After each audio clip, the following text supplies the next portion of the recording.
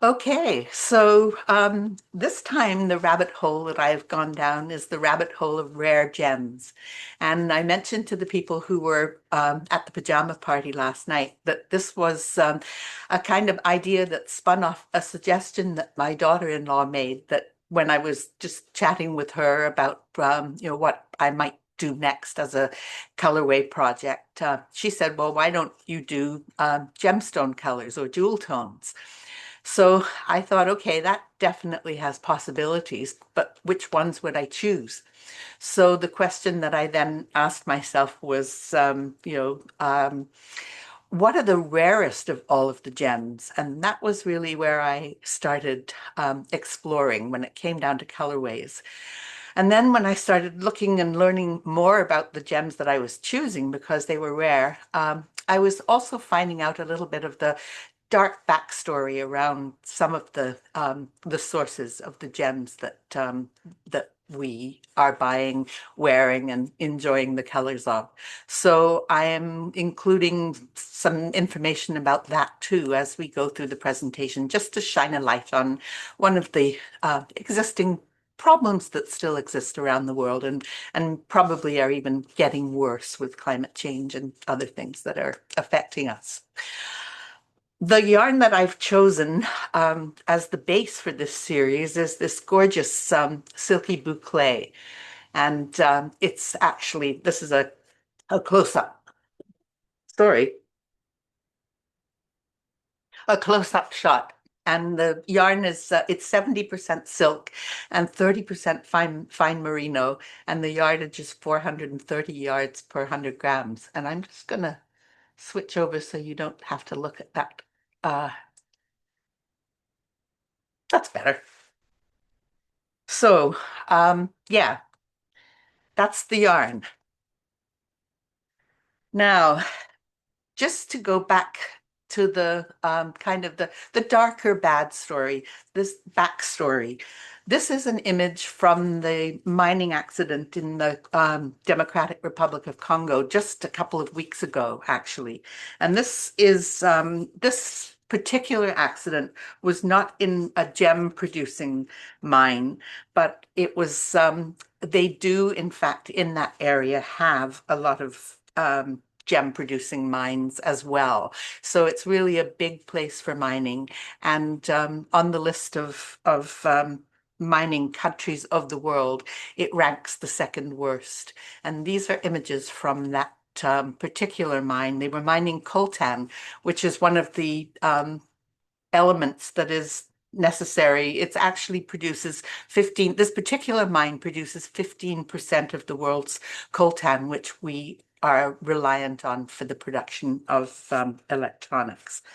So that's kind of part of the story. And that's the before and after pictures, just so that you know the upper left-hand corner is what the mine looked like before the mudslide. And it was all just like a rabbit warren of little tunnels and little ponds of water. And then afterwards, this is where they're actually trying to dig out after that. So these things are not always lovely, although the gems that they're looking for are very beautiful. So this is the first one that I'm going to feature, and it's a gemstone called painite. It's a really rare one, actually. Is it's one of the rarest probably in the world. It's there. It was first found in 1957, and at that point they found exactly two examples of that particular stone. And then they found one more in 1979 and another one in 2001. And then in 2005, they actually found the source, but nearly all of it is fractured or opaque and not suitable for making into jewelry or other beautiful pieces that involve gemstones. And it's also the only known source, and it's not a very big one. It's usually found, the odd ones are found when they're mining for rubies, but this is the only kind of source. And so there are definitely not going to be very many of those throughout history. And it's double refractive, which means that the light goes through it in two directions. So you can see that. So you get that really dark, almost brown red, and then the actual red color as well. And here it is in the cut form in a piece of jewelry. And then I took those colors and I'll show you the yarn that I subsequently dyed. So this is a close-up of it before it was wound into the skein. And here it is in the wound form. And actually, I'm just using this particular one as an example of the dyeing process here. This yarn base, while I absolutely love it, was really, really difficult to dye. And usually when I dye, I spread my skeins out on trays and just push the dyes into them like painting. And this one, I just couldn't get the dye to go through that skein. And I think it's based on the actual composition of the yarn, because both silk and merino are, for dyers will know, extremely greedy for the dye. And so if it's still in a skein, the first strands of the yarn take it up first, and then the rest um, are left. And I was just really struggling. So for this particular series, I found that what worked for me was if I did an overnight soak in a bowl to start with, just with the dye. I didn't actually bring it up to the heat because it is so dye greedy that with the right pH, it just absorbed the yarn. So I didn't actually have to do a heat treatment at that point to activate the acid. So here it is after I took it out of the bowl. So I've got the lightest color sort of throughout the skein. And then I was able to use my usual technique and dye on top of that. And then, so here it is after I had done it. And it just took the dyes so amazingly that I just threw the whole thing back into that bath and brought it to the heat. So it was really challenging. And I had really struggled to develop the right technique for getting to that, um, getting the colors where I wanted them on that yarn. Now, here's a picture of mining in Myanmar, and it's actually listed as being the absolute worst place for mining on the planet. And you can see here, you can see an example here of, first of all, you can see on the right, you can see the hordes of people going up and down, and you can probably see that little corner of the bulldozer up at the top of the hill that's just pushing that stuff down, and the people are having to sift through it. So you can just imagine what it must be like to work under those conditions. And on the left is artisanal mining, which is the non-corporate one, which is more apt to be kind of private enterprises. And this person is actually sifting like you would for gold the through the gravel in the riverbeds. So that's how it's actually done there. And unfortunately, the mining is completely unregulated. It's illicit and it's controlled by armed groups. And it has been for quite some time now, controlled by armed groups. And considering that Myanmar has a monopoly or a near monopoly on imperial jade and rubies and rare earth minerals, as well as, well, painite is probably a bad example. There's no monopoly on painite. There are so few of them.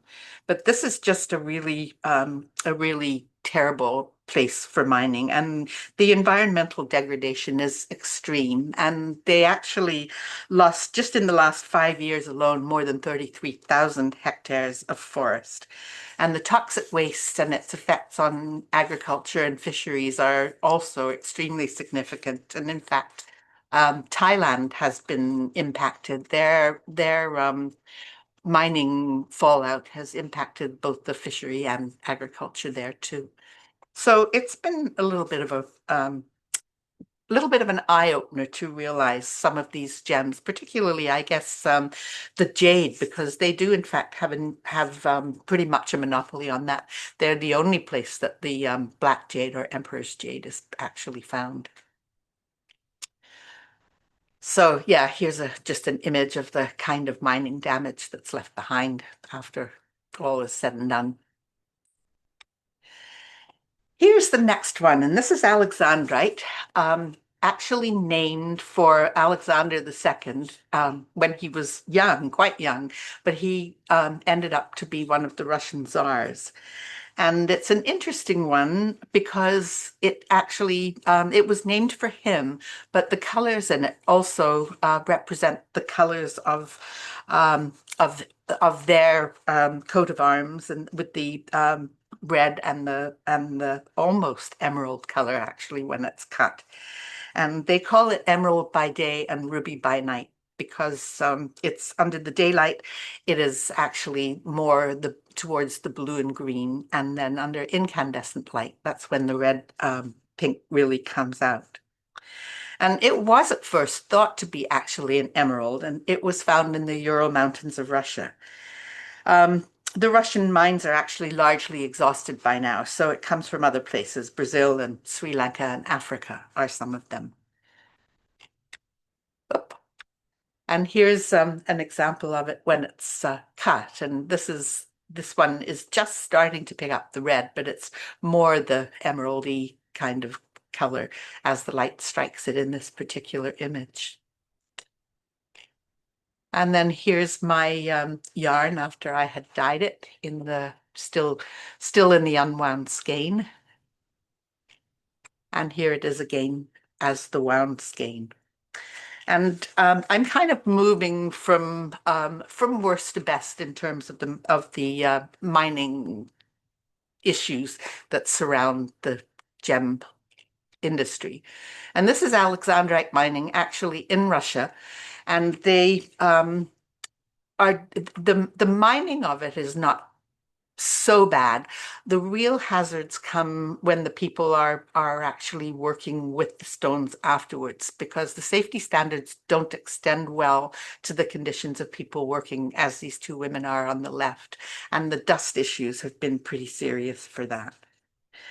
It's now why in fact did I choose that one in terms of its rarity? I didn't actually talk about that. But Alexandrite annually produces about 1,000 carats, and and diamonds by comparison will actually they'll actually mine tens of millions of carats a year. So in terms of the scarcity, that gives you a little bit of a idea. And also the ones that they find that they use are really very small. Very few of them are larger than a carat. There are a couple of huge ones. The biggest one ever found is in the Smithsonian Museum, but mostly in jewelry, they're really very small. Okay, where do we go here? Aha, so now we're getting to tanzanite. And tanzanite is one that I've chosen. Again, its rareness is that it exists. It's actually 1,000 times rarer than diamonds, and it exists only in one place, and it's in Tanzania, and it's at the foot of Mount Kilimanjaro, and it's the only one that the only site that's ever been found, and it's not expected that there will ever be another site. In fact, they call it a geological miracle because the conditions that are required for that particular gem to form are unlikely to have been replicated anywhere else, and they consider it to be a kind of generational find as far as the as the rarity is concerned. And here you can see it in the rough form. And actually, this one is trichromic. You actually get the light fractioning into three ways. So you actually get the purple and the blue, and then almost into the red as well. And here it is in the in the cut form, and you can see here really mostly two colors evident in this particular sample. You're not seeing much of the red, and much of the tanzanite in the form of jewelry is in that blue-purple range, sometimes with a bit of the red. And here it is in the yarn that I dyed in the unskeined form. And here it is in the skein. And look at those examples there of the jewelry itself. And this was just so exciting. I started to do, this thing that on and finding the rarest of gemstones that I could. And my wonderful studio assistant, Marianne, said, I have tanzanite. And so I she brought it in very generously so that I could include it in the photography, just because most of us will never see it because it just really is such a rare gem. So maybe I should just let you know where she keeps it and what her address is. No, I won't do that.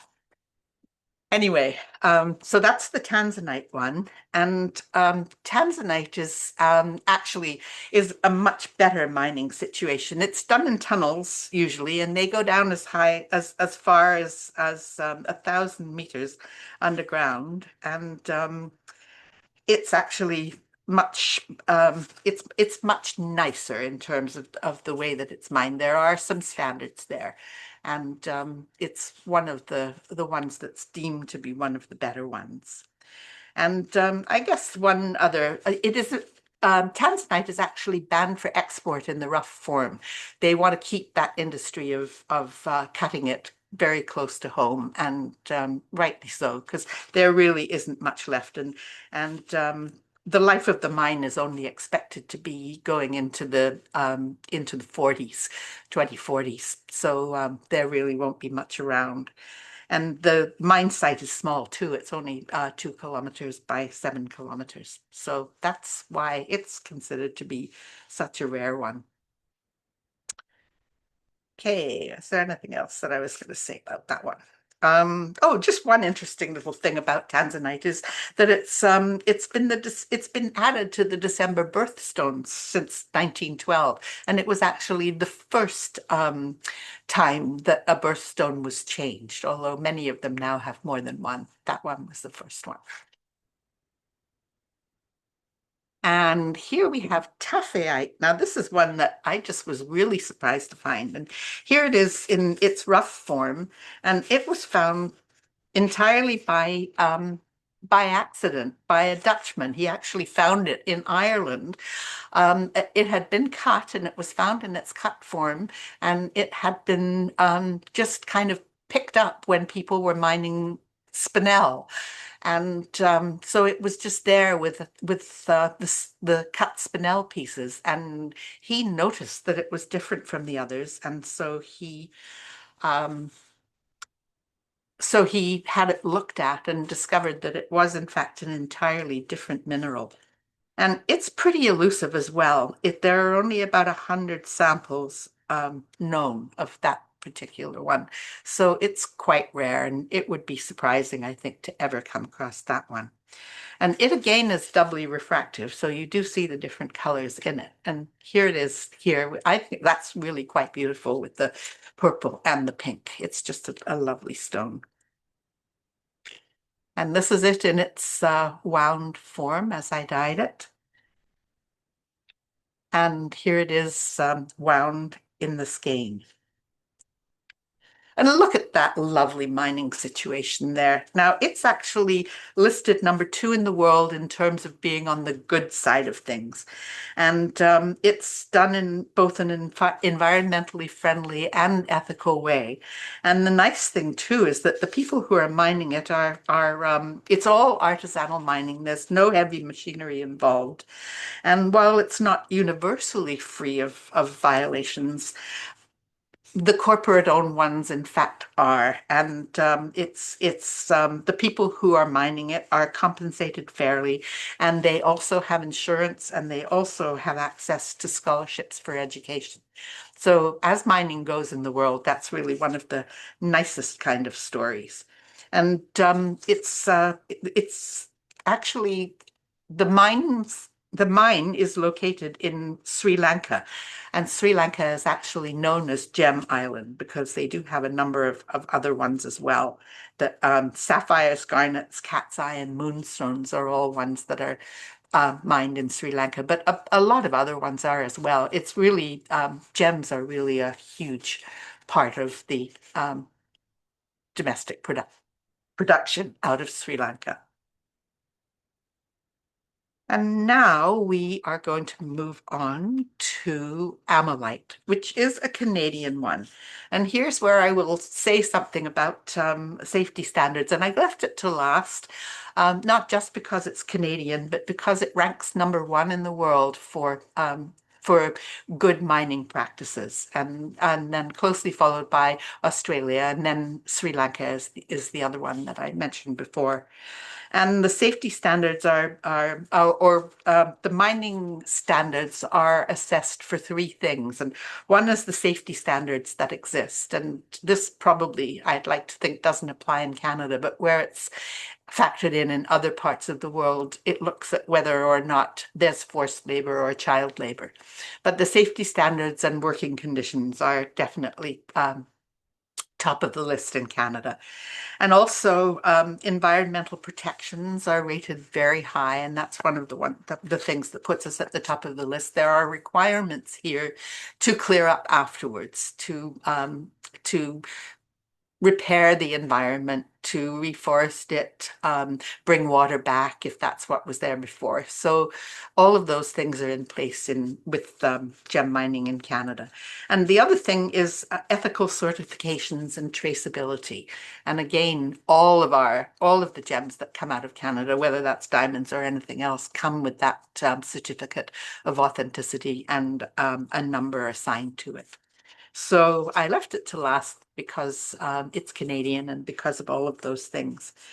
And here it is in its rough form. And here it is in its polished form. And you can just see on the back of that one, it's got a little bit of black on the back, which is probably graphite or slate, because it is in fact pretty soft and it doesn't hold up unless it's actually put on a backing. And here's the yarn again as it is in the unwound skein. And once again, Marianne came through with a lovely piece of Amylite so that I could photograph that with this yarn, and it's gorgeous. And there it is again, and here it is on the dyed yarn. But Amylite is also interesting because it comes from a fossil, and the reason why Canadian these are ammonite fossils. Ammonite is in the raw state, and then amylite is when it becomes the actual gem that we use. And there is ammonite widely distributed throughout the world. But there are really very few places where the shells actually develop this coating that is so valuable. So the one on the left, this is the fossil, and that's how it occurs in most places in the world. But this huge one on the right is actually, as it comes out of the rock, if you see pictures of it in the rock, it's just like sitting there in all its glory, just like that, because it's on the outside of those fossil shells. And usually it converts to calcite, but in these situations in Alberta, it hasn't done that. And it's rare too, because it really is one of the only places in the world, and it's the only big one, and there's only about 6 to 8 years left in that mining operation. So while there's plenty out there now, there won't be going on into the future. So here's the ammonite mining, just so you can see, and you can see the guy there with that lovely fossil, and that stuff is right there on the surface for the miners to actually see. They get to see that gorgeous color before it even comes in. And this is one of the areas where the environment has been restored to not leave that awful degradation, and that's the requirement in this country.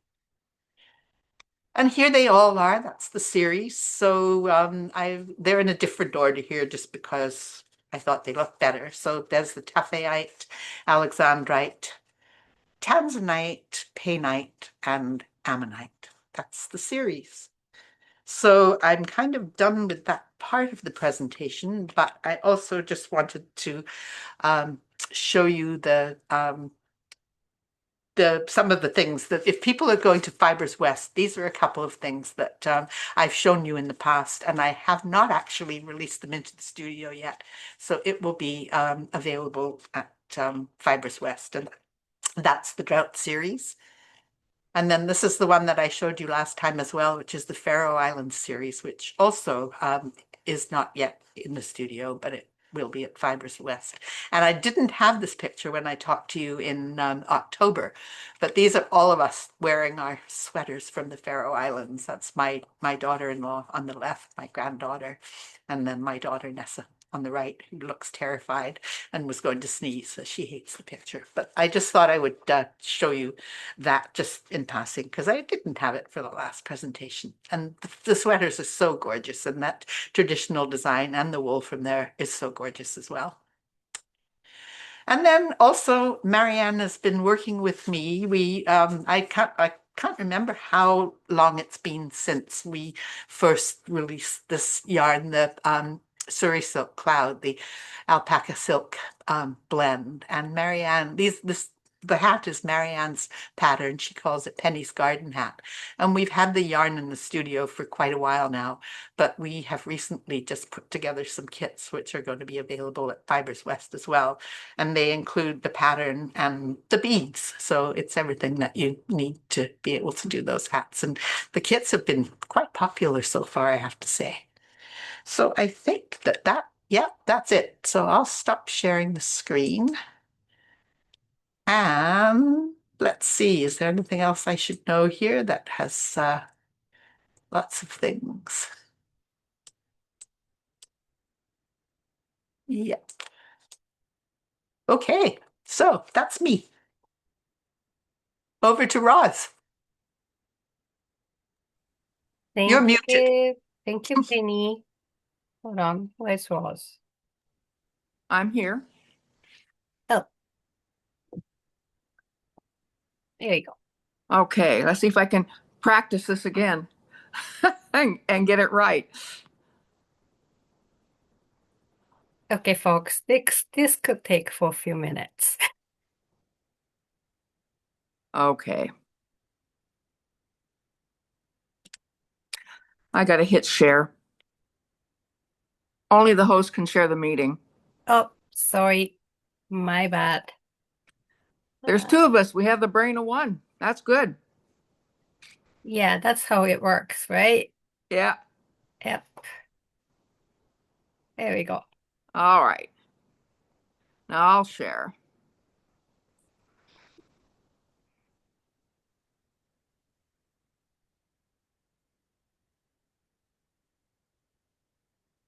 Okay. And then I'm going to do that. Go on. Go up. Go up. You can do it. There we go.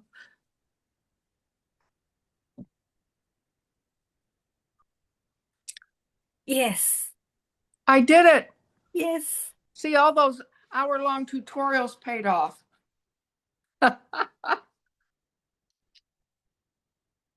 Well, as some of you know me and some of you don't, and just so you know up front that when I knit, I very rarely use a pattern. I knit from my brain and I pick colors from what I see. I retired in the last year or so, and my neighbor, who's 86, invited me to join her walking group. They're called the Jabberwockies. And at 71, I am among the youngest of them. They routinely outwalk me. It's almost embarrassing. Oh, come on, you can bounce. Oh, doggone it. What do I get to do to make you move? Open to suggestion.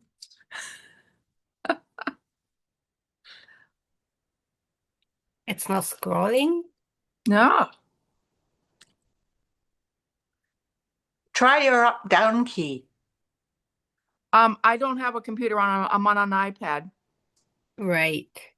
Okay. Well, anyway, this is the group I hike with. And they are all latter 70s, early 80s, mid 80s. And one of the ones that just retired out just turned over. She was in her mid 90s. But they go up some pretty intense stairs or steps and mountainsides. They will typically do, 400 or 500 feet change of grade in a day. And And then on days when the weather's good and the mountains are clear, we go out and do a couple 1,000 foot of climb.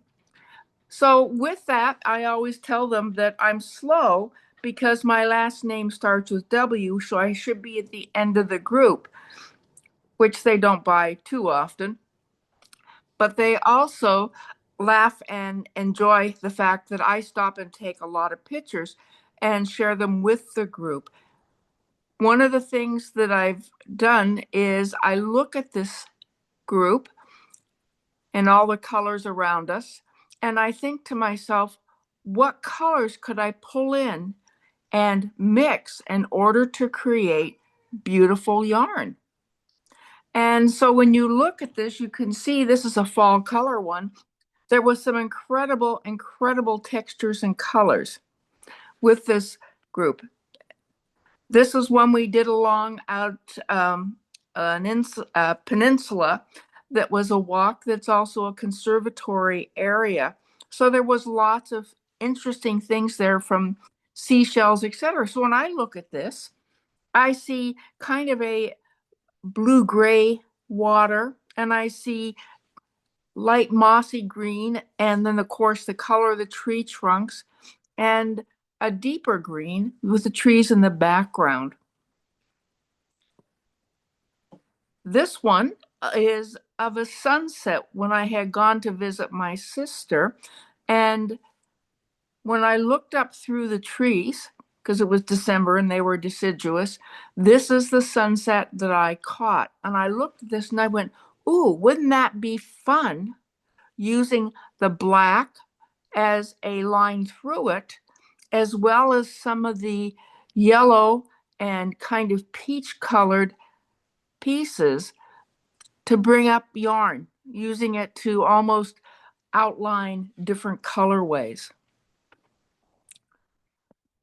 And this one I just love. I'm not sure how I would be able to show knobby tree trunks and the way that some of these roots grow across the pathway, but they are part of the landscape. So I can show them with a gray brown when I dye things. And if you have ones that you see and you have an inspiration, please, enter it in chat, and I would love to hear what you have to say about it. But I look at this and I go, ooh, I've got various shades of green, some really nice oranges, and a kind of a gray background with blue for the sky. Lots of opportunity. This one was a hike we did out through a bird estuary area. And this is what is left of a reed. And I thought the whole background was varying shades of grays and browns. And then you had this outline of dark green evergreens in the background. My cat's here telling me he's hungry. In the background that made it really interesting. And I thought, wow, those are some really fun colorways, because you could vary your browns and grays in order to make it stand up a little bit. And what it does is it gives you a colorway that works with itself. You don't put in a color and go, oops, that was bad, because it lays it out for you. And this one was kind of fun. It was thinking about going into fall format, but was working on it. And it had a lovely kind of gray background. And then you have the green and the yellows and the varying kinds of yellows. And if you look at close at some of it, it's got almost some like pinky yellow kind of pieces that were fun. And then, of course, the wood in the background, which you can use as an additional color load. Of course, then there's the mushrooms. They're fun, the little fun guys. Anyway, they pop up all over. They grow off of leaves and trees and things like that out in the forest. And I look at this and go, oh, I've got everything from lichen in the front of the picture to the brown layers, and then the colors of the mushrooms, which personally I've found a little bit difficult to capture. The colors of the mushrooms tend to be kind of a white gray or a brown white. And so when you dye the yarn, you end up with these kind of muted white sections or the natural color, which I found works out pretty good. I was impressed with the way they worked. And then there's this one, which is fun. You go out into some of these areas and they are heavily vegetated, and they've got the trees with moss growing on every side. You used to tell us that when we were hiking, moss grows on the north side of the tree. Well, in this case, you'd be running around in circles forever because the moss has been all over. So with that, you look at this and you go, wow, I've got the deep shades of the aging moss, as well as the yellow shades, and then the light green shades. And then it goes up into the dark background where you've got the tree trunks and the various colors of gray and green, which I look at it and go, that is fun. I could do some really inspirational pieces with that. And this is just one of my favorite shots. This is a lichen that had fallen off of something and was just hanging on the tree. So I laugh and look at it and go, it's just hanging out. So you look at this and you can see that there are new pieces on this fir tree growing up behind it. So you've got the lighter green followed by the darker green, and then this kind of sagey color that is the lichen. And then behind it, you have a modeling of a red brown that plays very nicely in the colorway. And then there's always your favorite tree trunk. This, I looked at it and the way the light was shining it, it almost captured a golden hue to it, surrounded by the greens and the gray browns, and of course the pieces of lichen that are hanging in the back of it in a shadowed format. So I looked at this and was like, wow, this is really, really nice. And when I look at this, it's like, okay, I know I can't do all the colors when I dye yarn, but that I need to go ahead and pick up the ones that I can that'll play nicely together.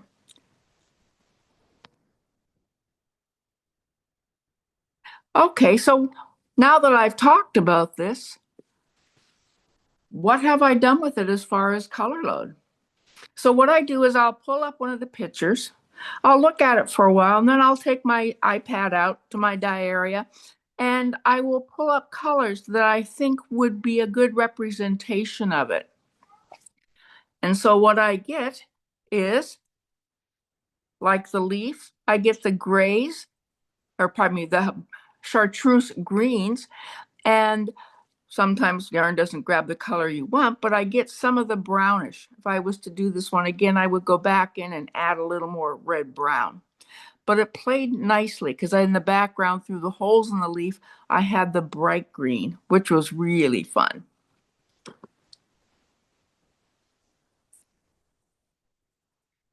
And then this one, it was great to play with. I pulled out the fall color changes and got the oranges and the pinks or magentas, and it played nicely. And what I'm using to dye with is an Aran weight cashmere merino. And it knits up beautifully, and these colors just, in my world, they talk. They're gorgeous. And I love this one. This was I'm hanging on regardless of how late it is in the season. So it had kind of the pinky red to it. And in the background, it had the green, like the green shows up in the yarn, and some of the red brown, which I just thought was a lot of fun. There's a lot of good colors mixed in here. And this one, Mushroomville. Okay, so you have the dark gray brown of the tree trunk behind it. And you have the white of the mushroom, which you can see in the white of the pieces or flecks of the yarn. And then you have the green moss. This was a great one to do because it played with colors I typically wouldn't use. A lot of these are out of my normal colorway, so it's good for me from that standpoint. I loved this one. It was Yeah. It had the pinks and the red browns and the greens in it. And when I played with this, it was fun because I just stacked the yarn up in the dye pot. And then as the colors soaked up, I would move it around and add a different color in order to kind of randomize the way the color fell in the yarn.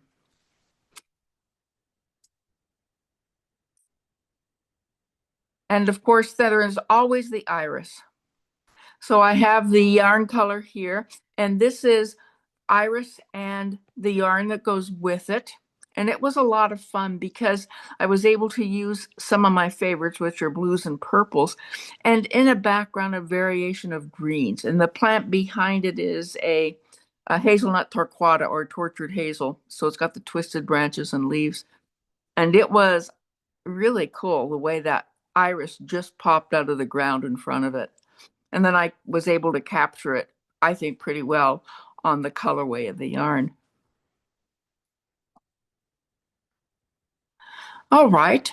I don't know what this plant is, but it was hanging out in the wild, and I just thought it was really, really fun. So with it, I was able to capture some of the variations, there we go, of the yarn and get the grays and the yellows and a little bit of the oranges that show up on it, as well as some of the brown that comes off of the tree, the tree branches themselves. And of course, I'm hiking with my friends and I'm saying, I'm just stopping to take pictures. And I'm like, really, Roz, you're stopping to take pictures and catch your breath because they're kicking your bottom. They're in better shape than you, even though I've improved this year in keeping up with my hiking group. And then there is this one, which I love. It's got red brown. There we go. It's got the red brown leaf or branches in behind. And then I was able to capture the red of the berry in order to bring it forward. Looking at it now, one of the things I would do on the next batch would be to bring a bit of the green that's on the branches into it. And I think that would play nicely. But again, I have to be careful not to add too many colors, as I want this to be able to represent the items, but not everything on the picture, just the ones I want to pull out. All right. Do we have any questions? Anyone have any thoughts or comments? The court is open for conversation. Okay, I'm going to attempt to unshare and go back to Zoom.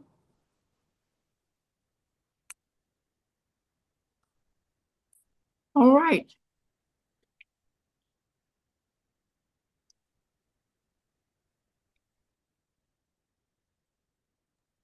Okay, any question for Ross or Penny? Yeah, these yarns, I will be taking them up to Fibres West. Okay, my question would be how many skeins do you dye in same colorway? Hi, Boo. Eureka, Hello. you know, that's my cat, Boo Boo Bear. You know that I dye what fits into the tank. Hi, Booby. And so each one of those colorways is 2 skeins. I recently went out the other morning to do some dyeing, and my dye pot or tray was frozen solid. So I texted my yarn buddies and got a method for dyeing ice type yarn in that case. But it's warmed up again, so I'll get back out and do some dyeing. But yes, to answer your original question, Eureka, there are 2 skeins of each color. And I know that you prefer to hear me say 4. I prefer you to say 6. Oh, But that's okay. That's okay. I just want everybody to be aware, like repeating color is just really pain, and a lot of dyers who do that, like they're making huge effort to do it. And for people, like it could get really boring at some point, right? Like one of my studio partners always ask me like, aren't you get bored dyeing the same color again and again and again? Like, no, I don't. Like I don't myself. But some people feel that way. Yeah. So if you see any colors from Ross you like, just buy them because it'll never happen again.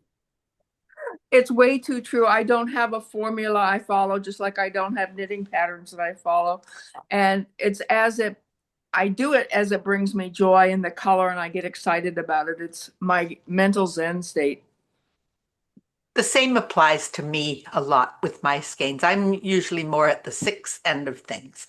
But I am just so project based. I'm always looking for a new focus, and I'm not going to go back and do them all over again. It's just, I don't know. I feel like, I feel like at the stage for me, I don't have to do that. So sometimes I do, though. I mean, the kits that Marianne and I have just worked on, I am repeating those, and I'm going to repeat them as long as that goes well. But and then the yak silk too, which is I am able to repeat those colors. But a lot of these ones that I show here are just I'm just enjoying the whole exploration. Mm-hmm. It's So an adventure. how do we get the Tanzanite? I own Tanzanite from Tanzania, Africa. I actually own 2 pieces, and I would love to have the yarn. Okay, well, can you just personal message me with your contact, and I'll and then I can. I think you have Monica's address already. Oh, this is Monica, was it? I don't see. I can't see. I haven't got everybody's picture It on my wasn't screen. me this time. That's Monica, right? Yeah, no, it wasn't me. No, it's Rose. What? Rose. Me. Oh, Rose, sorry. Not That's that I I okay. thought it don't was want it. Monica. That's not I the don't know why. situation. I Ah, thought your name. you know I'm That's a okay. fan, Where's so Rose? not Okay. Yeah. wrong. Yes. And, Yeah, I and was thinking like Tanzania. No, like Monica's from Saskatchewan. Or and is it I Saskatchewan, just Manitoba? I can't remember. how do I Oh, message you? If you can put a message to just me in the In the chat right chat? now if you Okay, want, I will. or I will. yeah. Thank you so much. Sorry, Yeah. ladies. Thank you. So sorry, Rose. My bad. No worries. I think I need more coffee. I know. I have a cat that wants treats and I need more coffee. I get it. Okay. Any other question? Amy, why is your cat sitting so gently and doing nothing? Mine would be all over me. Which cat? Oh, Amy. Oh, Amy. okay. Yeah, her cat's just sitting there enjoying being petted, sharing the sofa. Oh, good kitty. Oh, look at that. Yeah. You know what? Like cats love Zoom meeting. Have you noticed that? Hmm. They love to come to the screen and they tend to walk across the screen back and forth. I don't know what it is, but most of cats do. She Okay, loves any other question?